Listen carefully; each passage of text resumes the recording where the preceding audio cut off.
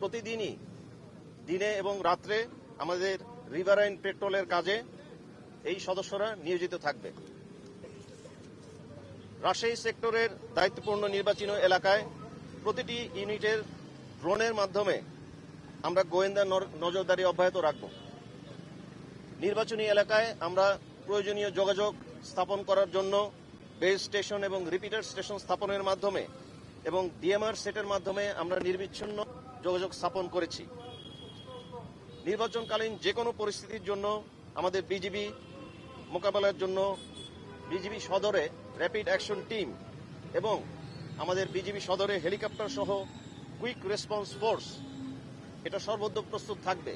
যখনই আমাদের প্রয়োজন হবে আমাদের প্রয়োজনে এগুলি সহায়তা করবে। আমাদের বিজিবি সদর দপ্তর সহ সকল সদর দপ্তর কর্তৃক সকল পরিস্থিতি আমরা নিবিড়ভাবে পর্যবেক্ষণ করছি।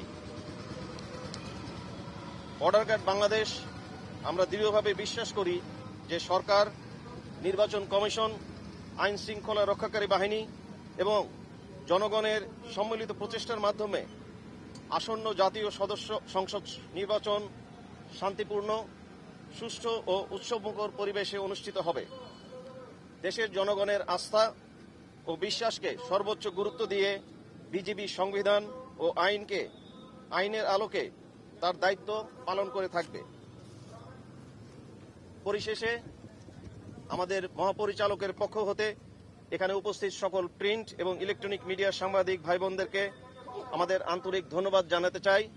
আমাদের এই বিজিবির দায়িত্ব চলাকালীন সময়ের কর্মকাণ্ড আপনারা তুলে ধরার জন্য সকলকে ধন্যবাদ। আল্লাহ। অবৈধ অস্ত্র প্রায় 10-15টার উপরে আমরা ইতিমধ্যে ধরতে পেরেছি, গোলাবারুদ সহ। পাশাপাশি মাদকের যদি কথা বলি, বিভিন্ন ধরনের মাদক আমরা প্রতিনিয়তই ধরছি সীমান্ত এলাকায়। পাশাপাশি আইন শৃঙ্খলা রক্ষার জন্য আমাদের প্রতিটি চোক পয়েন্টে বা নোডাল পয়েন্টে আমাদের টহল এবং চেক পয়েন্ট রয়েছে।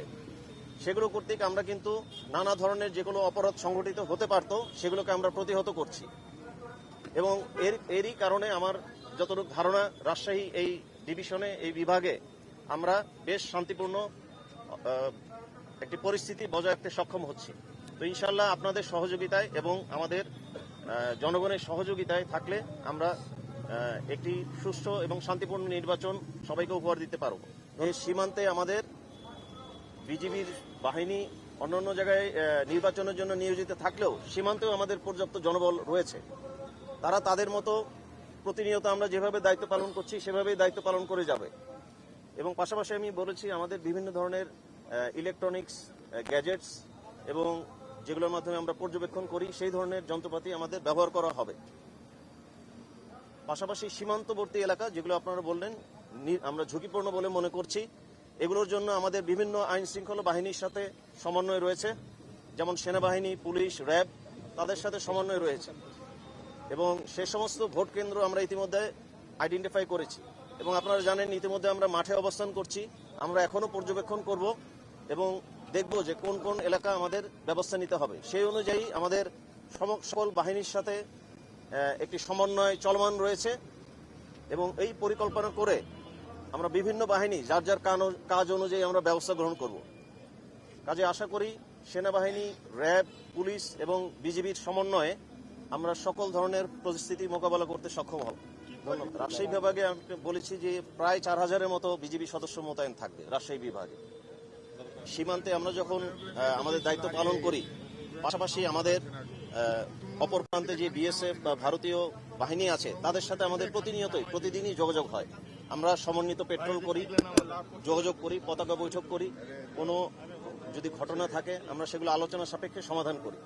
তো ইতিমধ্যে আমরা সকল পর্যায়ে তাদের সাথে কথা বলেছি এবং আমরা কোঅর্ডিনেশন করেছি, সমন্বয় করেছি, তারাও যাতে নজরদারি রাখে যাতে আমাদের নির্বাচনকালীন সময়ে কোনো ধরনের অনাকাঙ্ক্ষিত ঘটনা না ঘটে। সেই দিকে কিন্তু আমাদের বিএসএফ বাহিনীও সেক্ষেত্রে প্রয়োজনীয় ব্যবস্থা গ্রহণ করবে বলে আমাদেরকে আশ্বস্ত করেছেন। ধন্যবাদ।